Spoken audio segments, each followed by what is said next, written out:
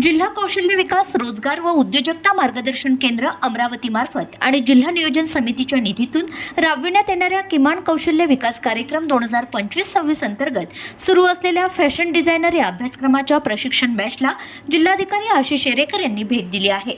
अंजनगाव सुर्जी येथील रोशनी महिला विकास संस्थेद्वारे संचालित या प्रशिक्षणार्थींसोबत त्यांनी थेट संवाद साधलाय आणि त्यांच्या उज्ज्वल भविष्यासाठी शुभेच्छा दिल्या आहेत।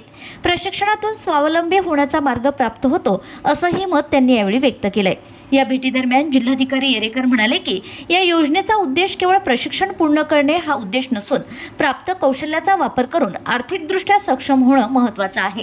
रोशनी readymade garment foundation MIDC Anjangaon Surji येथे कार्यान्वित करण्यात आलेल्या फॅब्रिक क्लस्टरमध्ये प्रशिक्षणार्थींनी रोजगाराच्या संधी मिळवाव्यात आणि स्वतःच्या पायावर उभे राहून सक्षम व्हावं असा मानस त्यांनी यावेळी व्यक्त केलाय।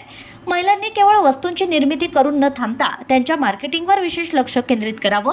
व्यवसायाचं विस्तारीकरण करण्यासाठी बाजारपेठेची मागणी ओळखून नाविन्यपूर्ण प्रयत्न करणं आवश्यक आहे। प्रशिक्षणार्थींनी केवळ प्रशिक्षणापुरतं मर्यादित न राहता उद्योग उभारण्यासाठी पुढाकार घ्यावा। विविध शासकीय योजनांअंतर्गत उपलब्ध असलेल्या निधीचा आणि सवलतीच्या कर्ज योजनांचा लाभ घेऊन स्वतःचे छोटे-मोठे उद्योग सुरू करावेत व आर्थिकदृष्ट्या स्वावलंबी व्हावं असंही ते म्हणाले आहेत। या विशेष प्रशिक्षण उपक्रमात अल्पसंख्याक समाजातील महिलांनी नोंदवलेला उत्स्फूर्त प्रतिसाद पाहून जिल्हाधिकारी एरेकर यांनी समाधान व्यक्त केलंय।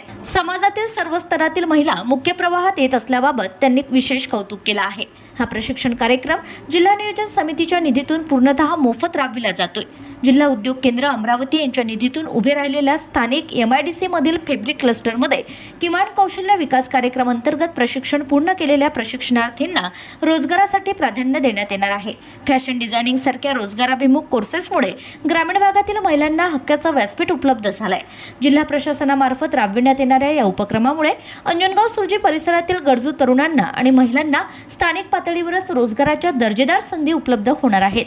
या प्रसंगी जिल्हा कौशल्य विकास विभागाच्या सहाय्यक आयुक्त प्रांजली बारसकर, उपविभागीय अधिकारी राजेश्वर हांडे, तहसीलदार पुष्पा दाबेराव, संस्थेच्या संचालिका शोभा सुने, आशिष सुने, केंद्रातील प्रशिक्षक आणि प्रशिक्षणार्थी आदी उपस्थित होते।